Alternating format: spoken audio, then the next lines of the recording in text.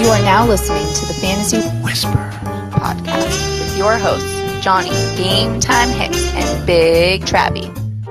Why, hello and welcome to the Fantasy Whispers podcast. That's Big Travie, and I'm Johnny Game Time Hicks, and we're here to give you that fantasy football fix on this awesome Tuesday. Welcome, everybody, to the Fantasy Whispers. If this is your first time joining us, thank you so much. Please leave a comment. We'd love to answer it on the show. Also, download our latest podcast on iTunes, Google Play, or Stitcher. Follow us on Facebook, which we're on right now, or follow us on Instagram, Twitter, any social media platform. We're on it. Just search the Fantasy Whispers. Travis, how you doing, brother? I am doing so well. You know, summer is officially started, and we're about to get real hot right now. Hot and bothered talking about these top 10 wide receivers, the divas, if you will, of the fantasy football world, the actual football world as well. We've talked about it before. Wide receiver was in a state of kind of usurping some of the running backs a couple years ago, but now not so much. You know, running backs are being popular again. We'll talk a little bit about more of the consistent wide receivers and how you can feel comfortable taking them above some running backs early. So I'm pumped for this episode, Johnny. And it's not just any episode. It's number our 10. 10th episode already. So thank you all for joining in. And I also want to thank specifically, we left a specific message at the end of our last podcast. We said, if you want to earn a shout out, all you got to do, super simple, just hit that share button on this video on Facebook, and we will give you a live shout out right now on the show. So I want to shout out to Sterling Hicks, Paris Hicks, my mother.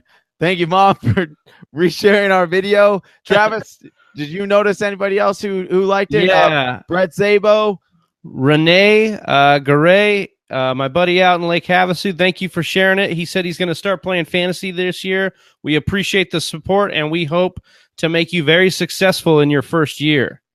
Yep, just keep listening to us, and we will take care of everything. All right, Travis, let's jump into a little news and notes.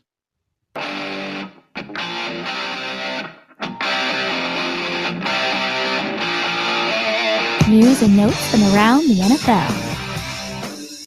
All right, Travis, like always, our news and notes come from the Sleeper Bot, where we get all the latest updates sent right to our phone. It's pretty nice.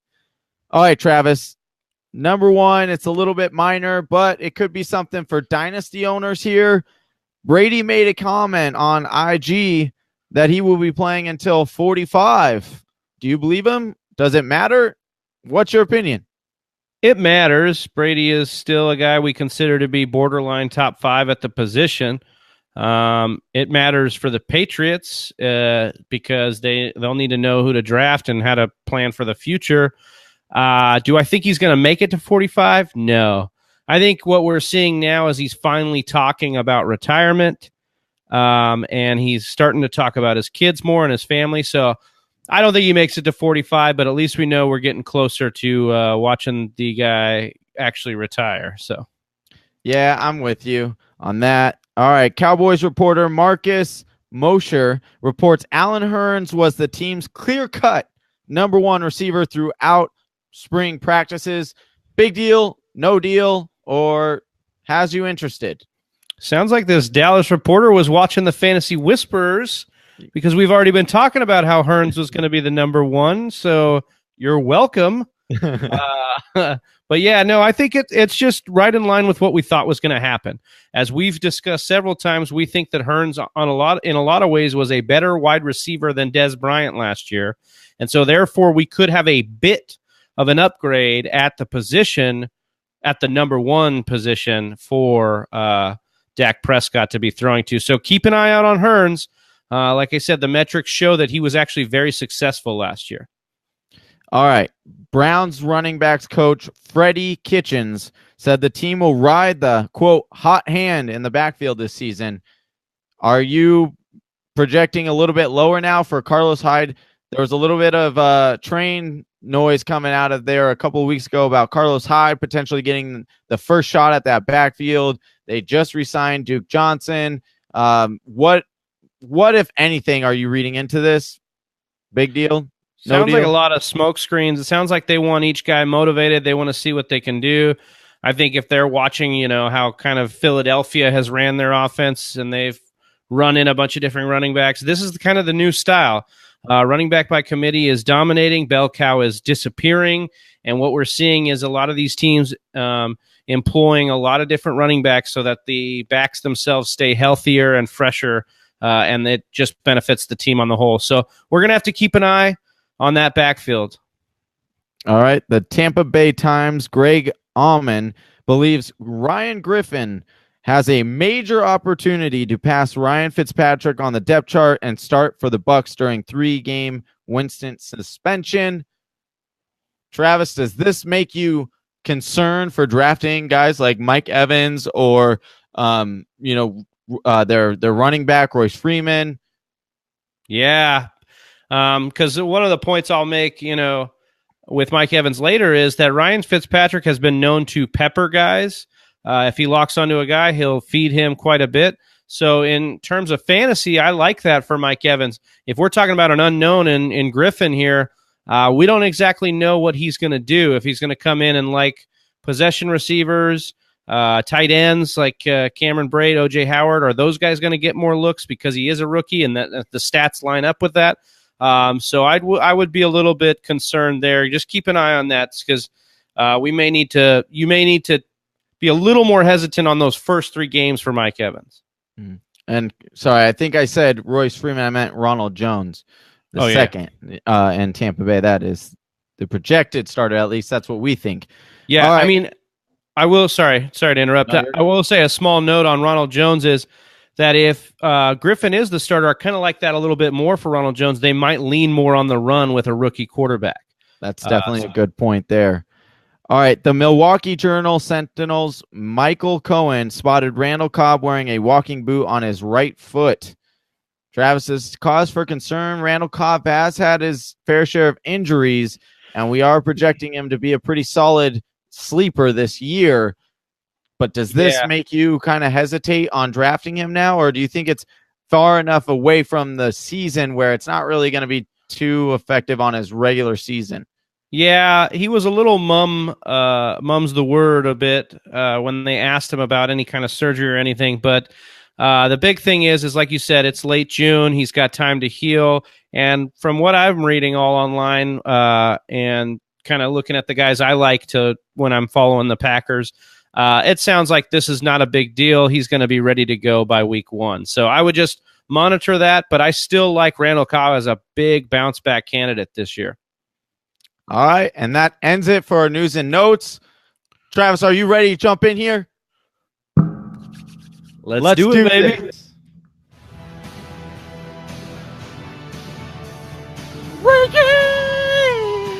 Oh, wow. Yeah, I got it on that one. Whoa. Yeah, that just happened. You never know. That just goes to show you never know what's going to happen on this show. All right, Travis.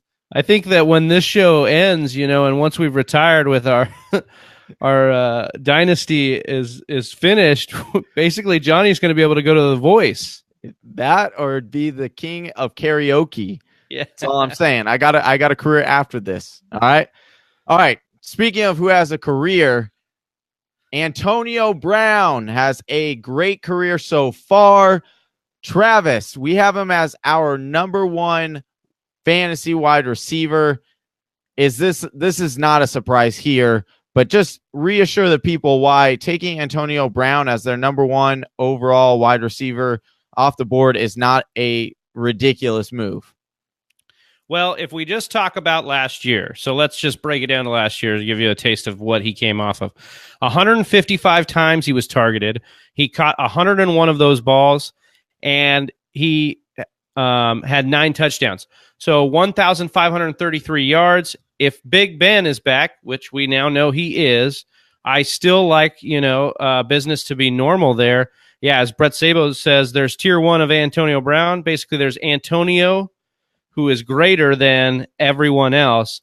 And it's hard to argue with that because he's only missed 6 games over the past 3 years, and he's had 100 catches in 5 straight years.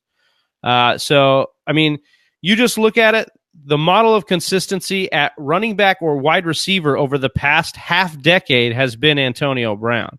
I mean, you don't have anything in your stats there, Johnny, that's going to argue that, do you?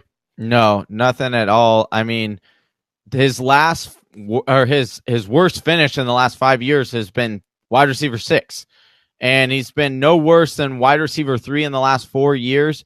He's so consistent and he's the most consistent as they come as far as fantasy wide receivers go. Over the last 3 years, he has finished as a wide receiver 1 or 2 on a weekly basis, 69% of the time. So you love to see that. You know, he's not going to bust that often. To me, even if you include the running backs, he is one of the safest options in this first round. And I don't think that, of course, I'm going wide receivers off the first 3, but once you get to that 4th pick, it gets kind of dicey. Not dicey, but you want to pause and think and give a real consideration for Antonio Brown. His line of work definitely sums up why he should be up there near the top for drafts. Agreed. All right. Coming in at the number 2 wide receiver, a guy that's kind of close to your heart because your number 1 quarterback that you love is throwing him the pigskin this year. Travis, tell us why DeAndre Hopkins is going to benefit so much from having potentially a full season of Deshaun Watson at the helm, and what potential DeAndre Hopkins could have. Yeah, so he's Pro Football Focus's number 4 wide receiver in yards per route run. And, you look at last year, he had the 13 touchdowns. He was stellar. He was the number 1 wide receiver in all of fantasy last year. He's young. He's only 26. But I think what's important to realize is that he was successful with or without elite quarterback play. You look at the games where he was with Deshaun Watson, he had the 6 catches, 90 yards, and 6 touchdowns over that span. So he averaged 6 catches, averaged 90 yards, and he had 6 touchdowns in those 6 starts. You look at after week 8, Hopkins added 7 more touchdowns. And we're talking about with guys, TJ Yates, Tom Savage, some garbage quarterback play. So his ability to succeed with either quarterback or anybody there makes you excited about his consistency as a wide receiver, meaning that you can feel comfortable drafting this guy with the likes of running backs that are getting the ball 15 times a game because he's being targeted so much. And then so you add in Deshaun Watson, who has played quarterback at the elite level at times, and I just get more excited for DeAndre Hopkins. What about you, Johnny? Yeah, when you're looking at DeAndre Hopkins, he does have a slightly bigger bust rate over the last 3 seasons than Antonio Brown. He's got 28% over the last 3 years. So that is definitely solidifies why Antonio Brown should be in front of DeAndre Hopkins. He's a little bit more volatile as well. His last 4 finishes being 14-4, 29, and first. So we've seen what the ceiling is, but we've also seen, unfortunately, what that floor would be, and that's wide receiver 29.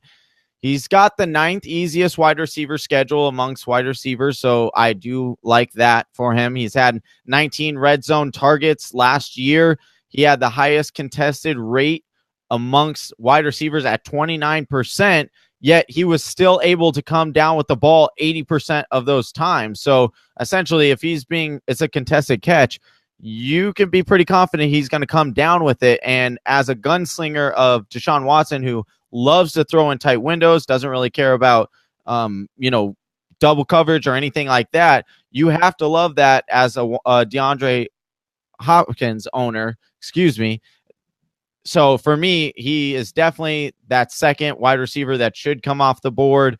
And I think that he can definitely repeat as the wide receiver 1 as long as DeAndre Hopkins, Deshaun Watson can really throw him and stay healthy.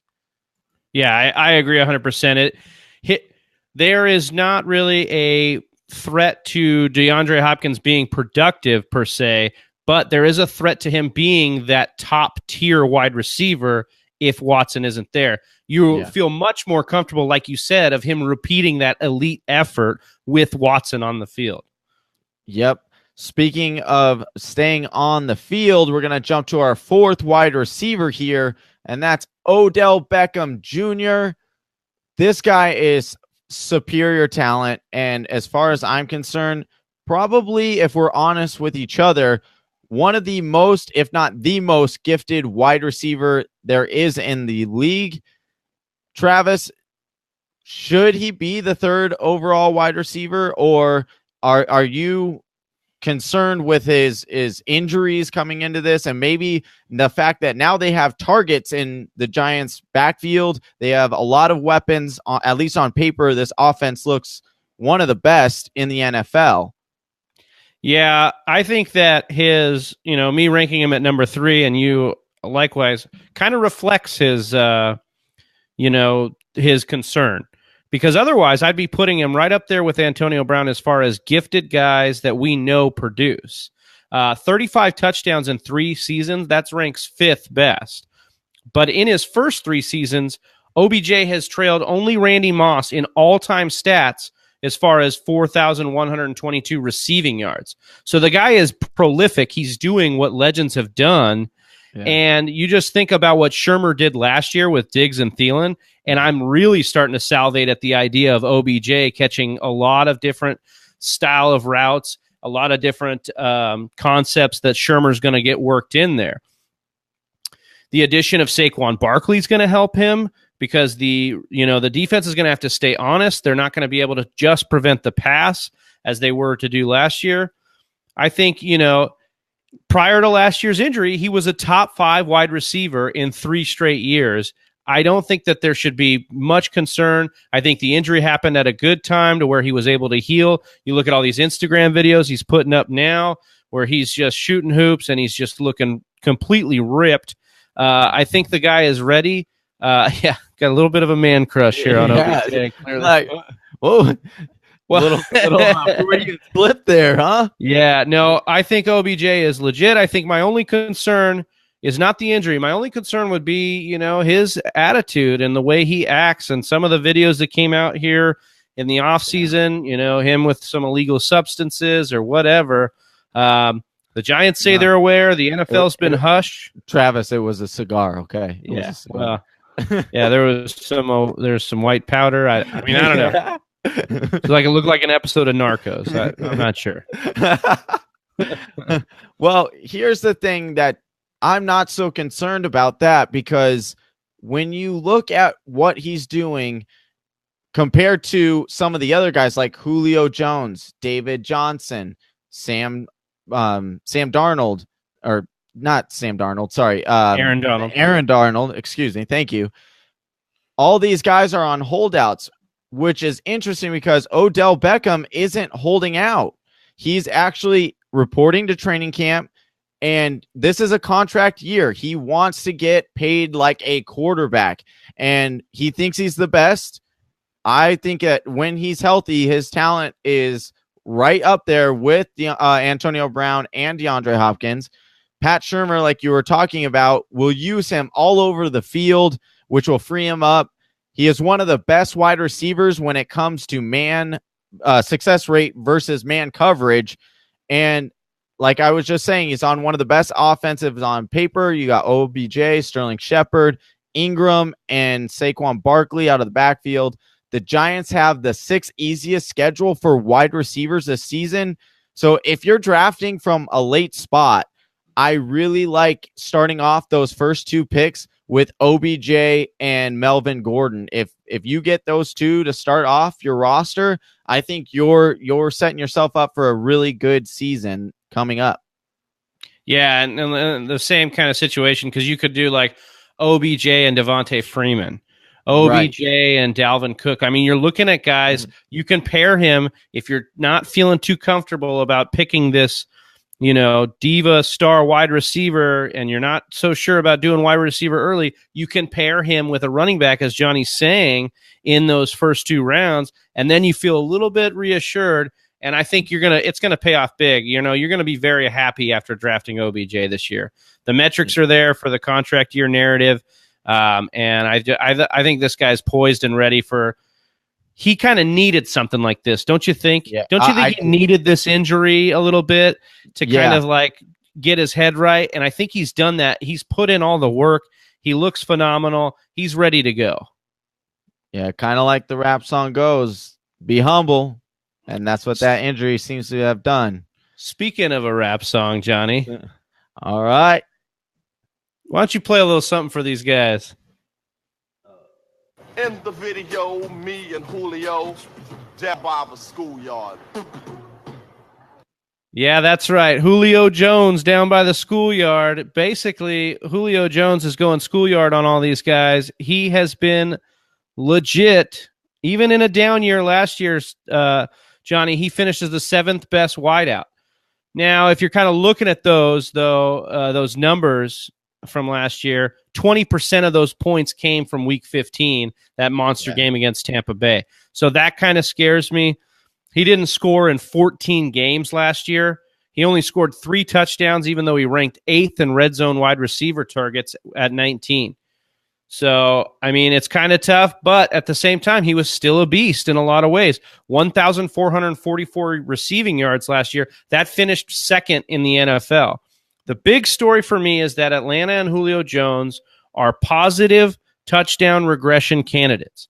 The guy only scored 3 touchdowns last year, and I know Johnny's going to try and tell me that he doesn't score a lot of touchdowns, and it's true. He is not a huge touchdown guy, but if me and Johnny keeps saying he needs to score touchdowns, and the world screaming at Steve Sarkisian to throw, more balls towards Julio in the red zone, I think eventually that, the numbers have to work out, Johnny.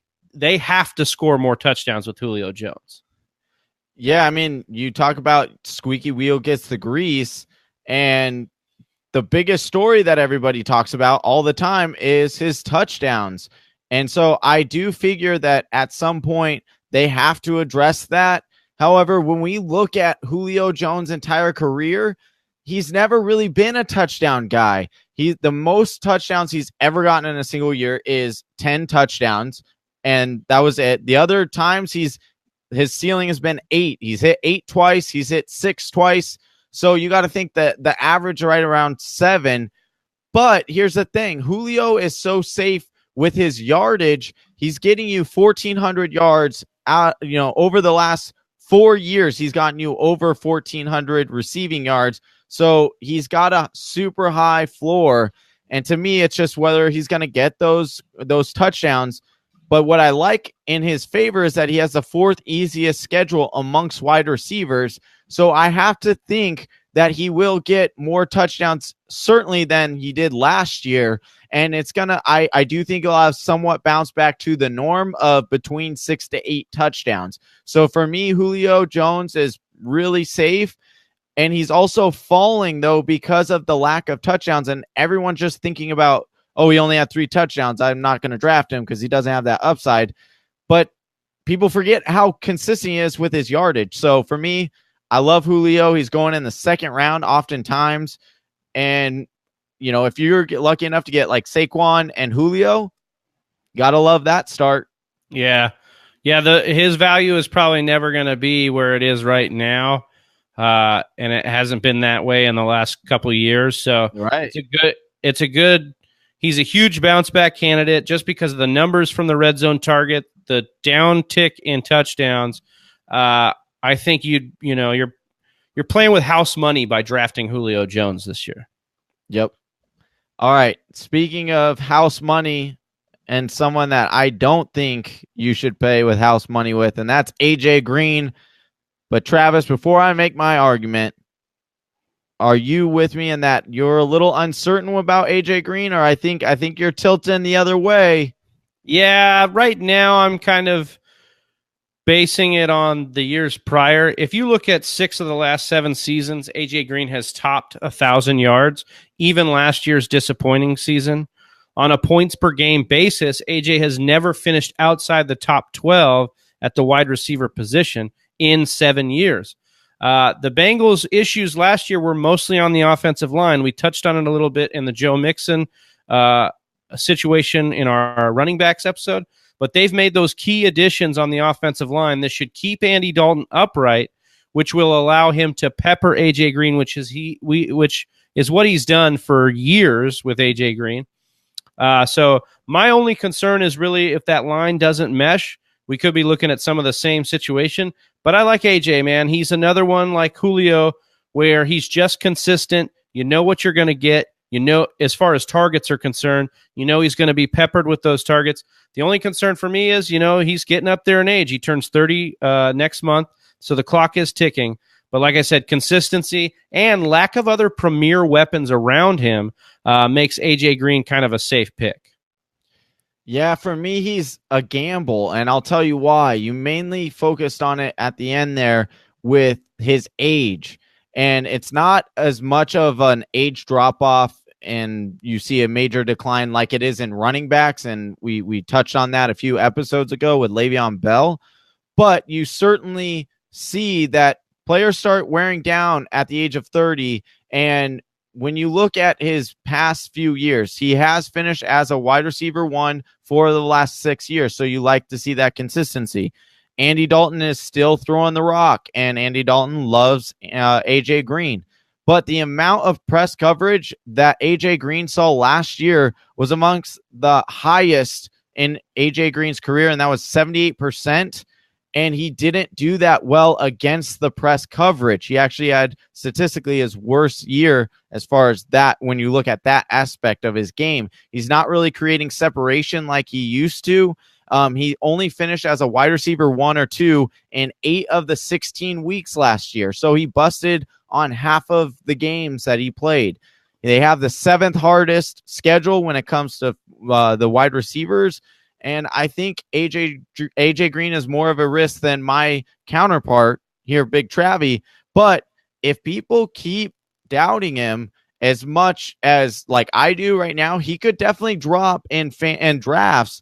And if you can swoop him up in the 3rd round, if it gets that bad, I'm okay with that because I think he'll be a really good wide receiver 2 if that's where you're going, or if you do double stack of running back and then AJ Green is your number 1 wide receiver. In that case, you take him in the 3rd round.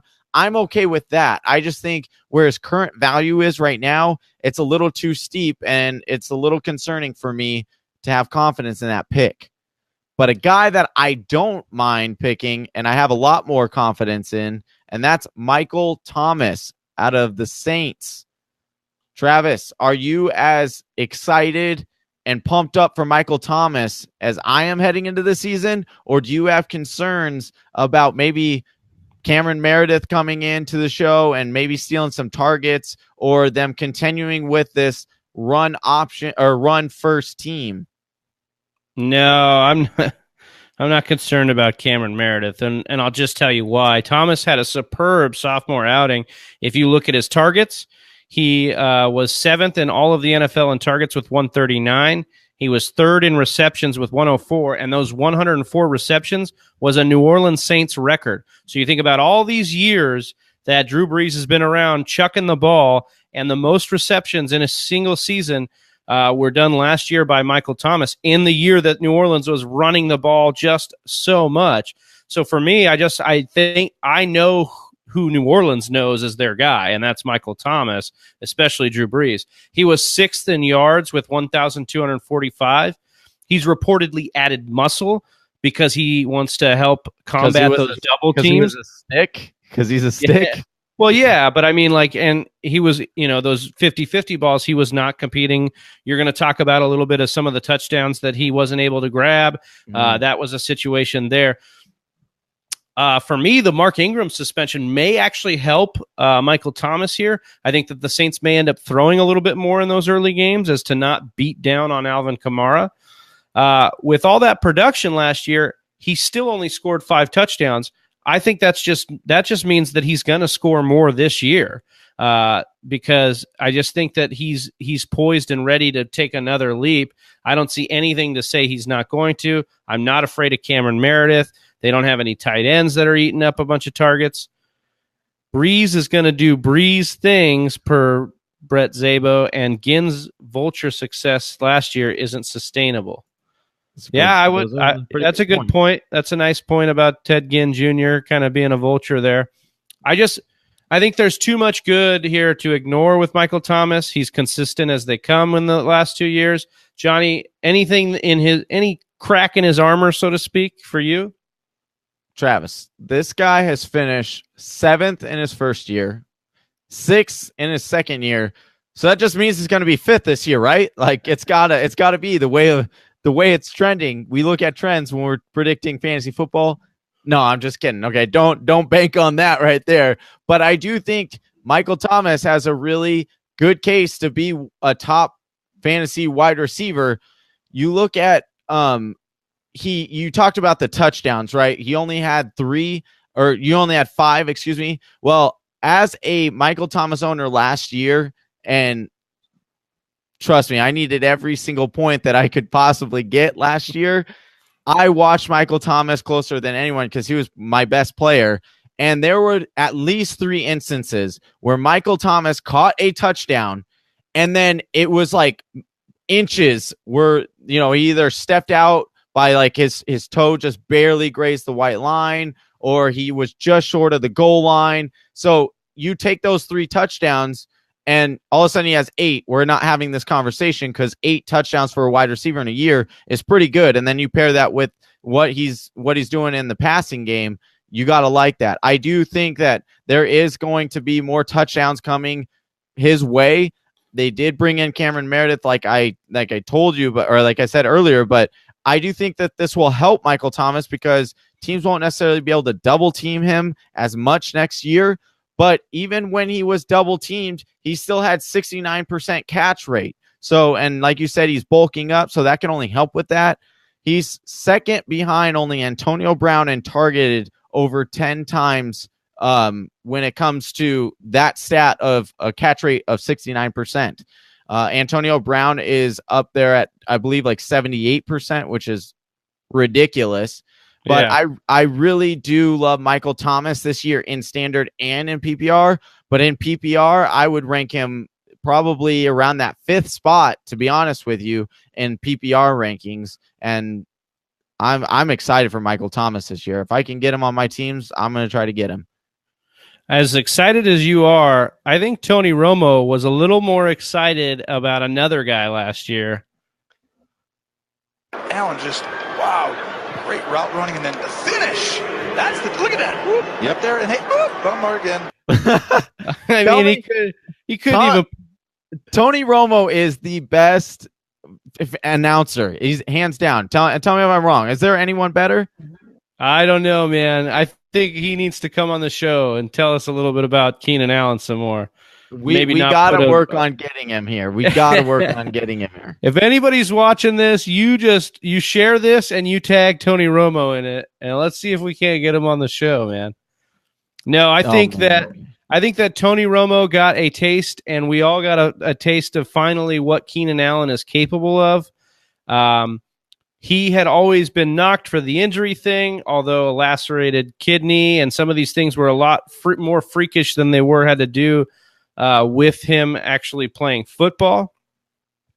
For me, volume is the name of the game with Keenan Allen. He hit career highs in targets, receptions, and yards. And if you look at these numbers, 147 targets, 102 catches, 1,393 yards, these are all up there as far as elite possession wide receivers. My concern with him is that only 7.5% of his targets went over 20 yards, which is a league low for players that see at least 60% of their team snapped. So he's not going to explode for these deep, long routes, but he is an elite route runner, and he will be a focal point of the Chargers' passing offense because as we are talking right now, they still have not re-signed Gates, and Hunter Henry is hurt. So I think they're going to roll with Virgil Green, which to me, I'm not afraid of him eating into any kind of targets for Keenan Allen. And I actually think that Keenan Allen is just going to see an uptick in targets, an uptick in usage for this offense. And maybe, Melvin Gordon will get an uptick as well. Second highest red zone targets in the league last year that Keenan Allen had with 24. So the touchdowns should stay about relatively the same, if not more. And I just think he can easily reproduce the situation that he was in last year. What are your thoughts on Keenan Allen, Johnny? I love Keenan Allen this year. When you're looking at his statistics from last year, he had a 62% catch rate against double teams last year. That's unheard of. He was the third best catch percentage against man coverage. We really saw, like you said, what Keenan Allen can do. And when he, over the last 4 weeks, from weeks 11 to weeks 14, he was averaging 19.5 points per game.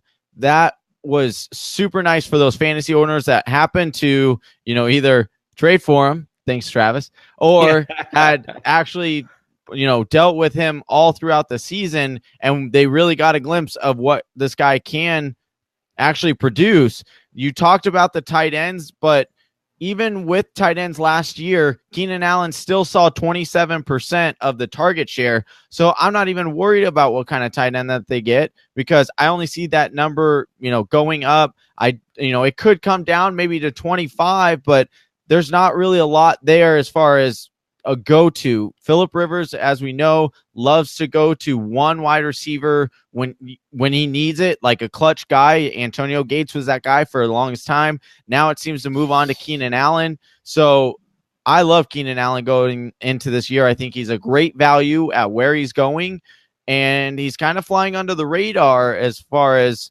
with those other names that are in the mix right here. I like Keenan Allen.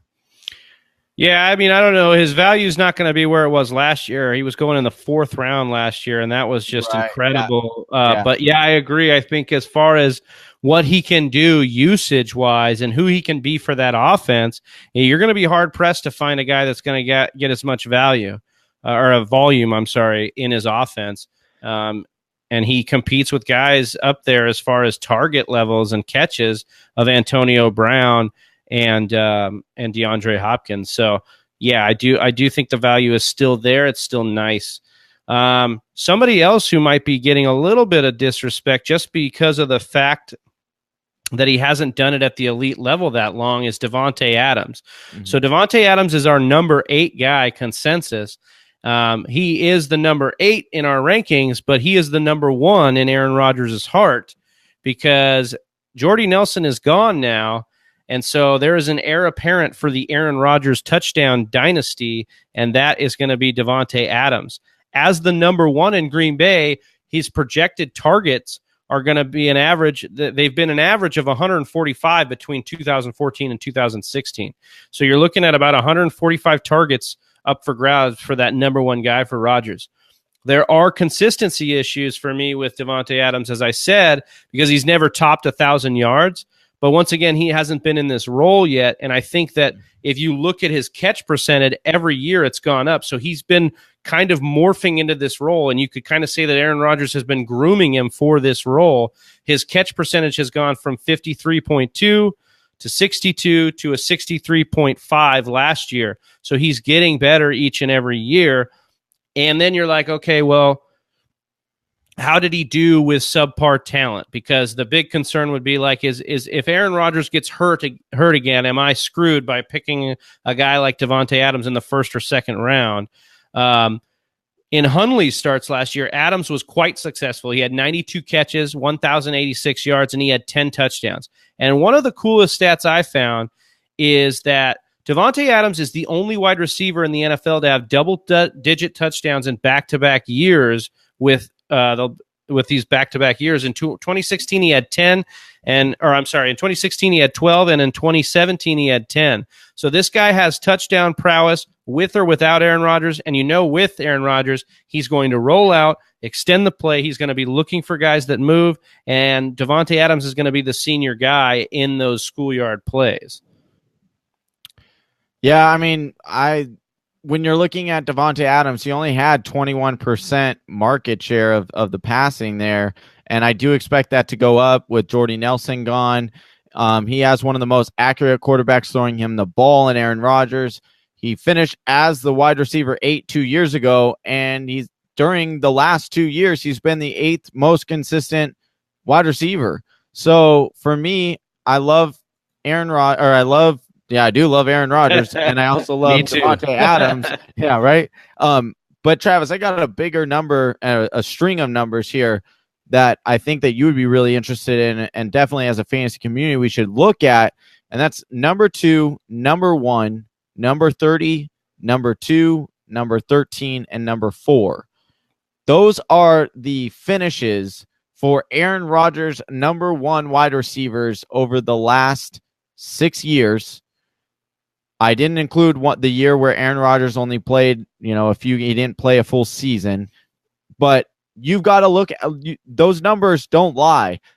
If you're the number 1 wide receiver for Aaron Rodgers' team, you're going to be a surefire fantasy starter every single week. The worst finish is number 30, and I just think that was kind of an outlier year, if anything. So I think that he has the ceiling of a top 5 wide receiver, and he has the floor of being a low-end wide receiver 1, in my opinion. So I think Davante Adams, the guy I have on the wall here, is super reliable.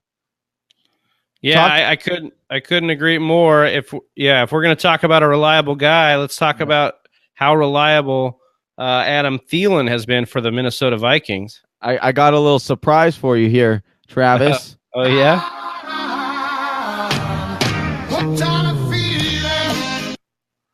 Are you hooked on a Thielen? I am kind of hooked on a Thielen.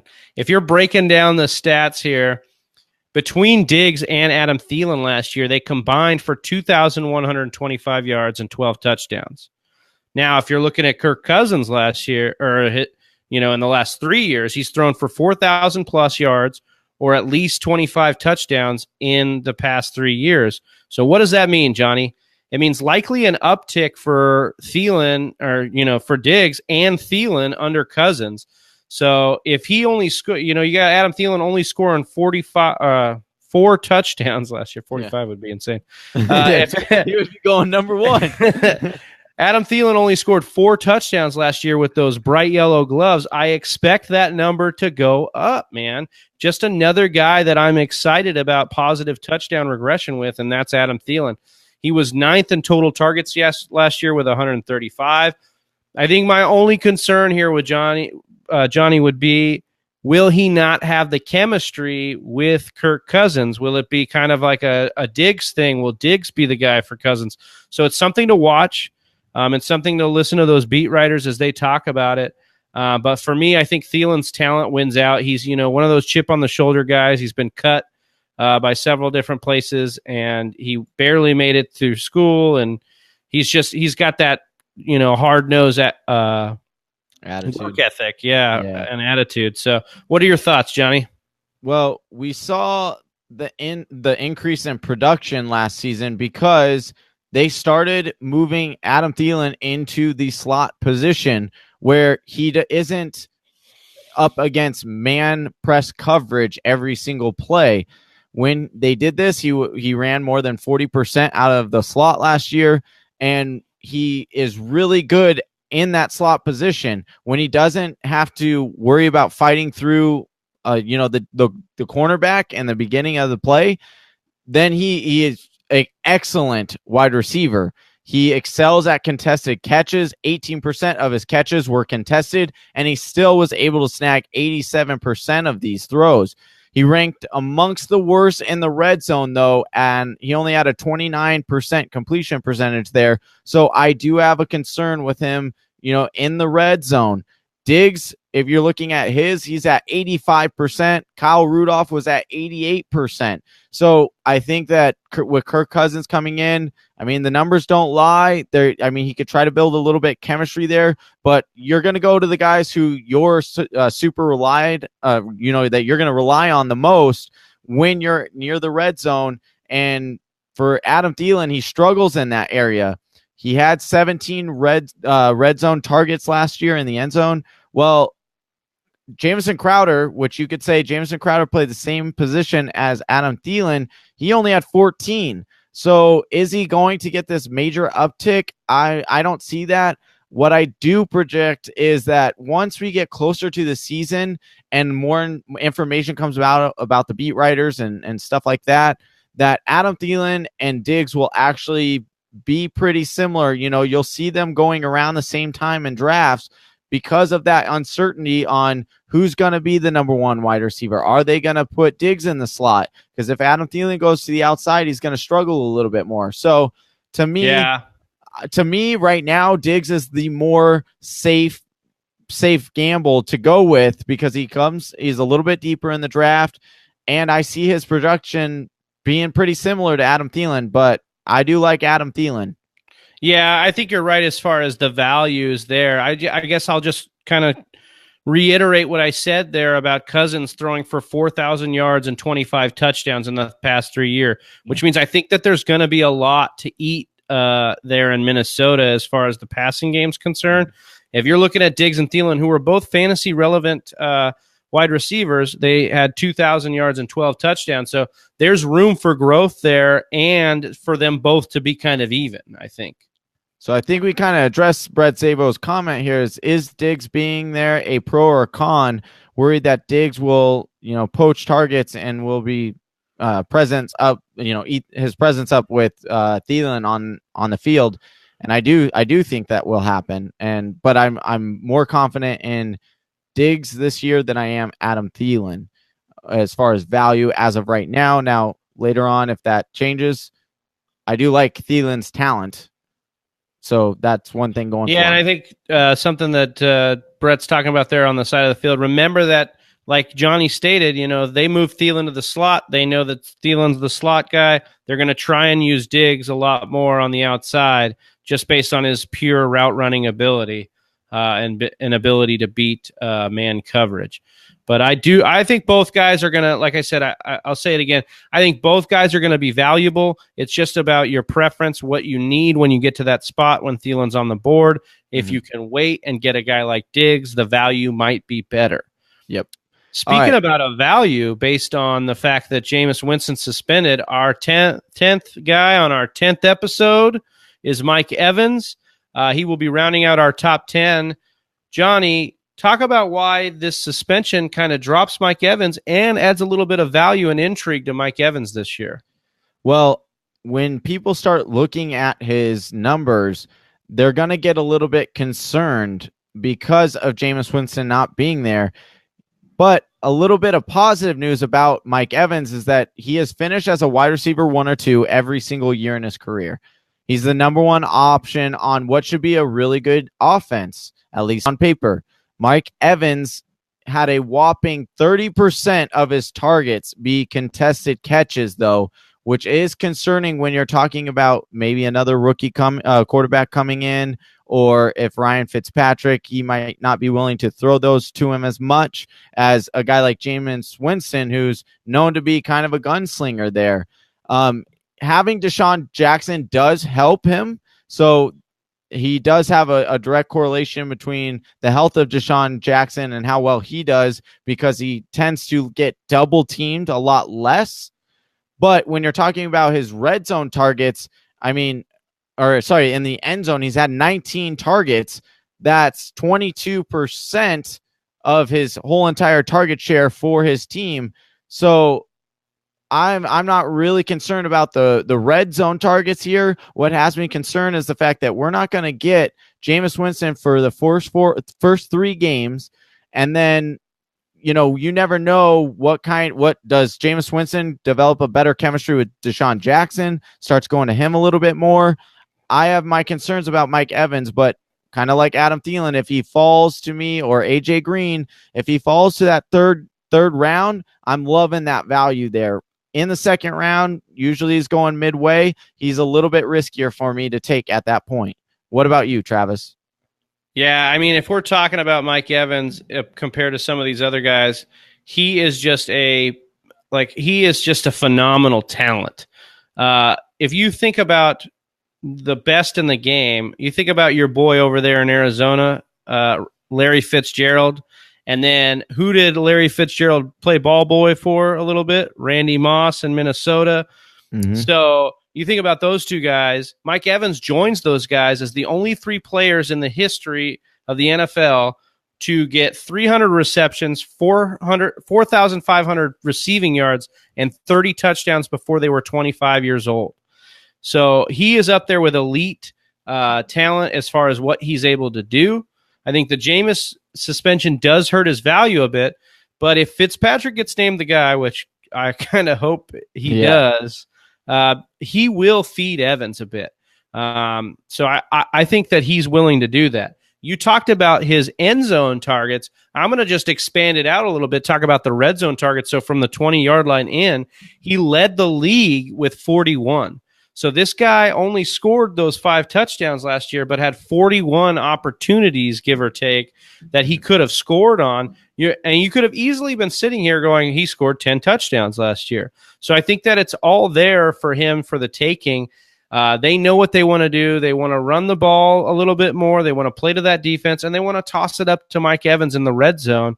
And I think that he is their biggest and best weapon there. And I think that, like you said, the way he's slipping, his value becomes a little bit nice if he slips a little bit far, if he maintains this going into draft season in a couple months. All right. Thank you guys so much. That wraps up our top 10 wide receivers. We will be going live against next Tuesday night at 8 p.m. Mountain Standard Time. And check out our mock draft Monday. We released a PPR one last week. We'll be doing another one this week on Monday. Thank you for watching. If you haven't already, please go and like our Facebook page and subscribe on YouTube, as well as get our latest podcast on iTunes, Stitcher, or Google Play. Just search the Fantasy Whispers podcast or go to thefantasywhispers.com. Until next time, I'm Johnny Game Time Hicks, and that's Big Travie, and we're out. Peace.